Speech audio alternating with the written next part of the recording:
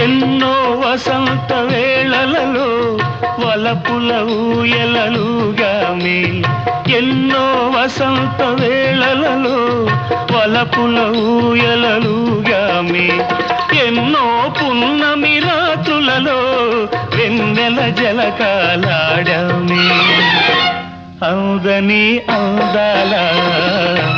అంచుకే చేరినను అవుదని అందాల అంచుకే చేరినను విరిసిన పరువాల లోతులే చూసినను కనివి తీరలేదే నా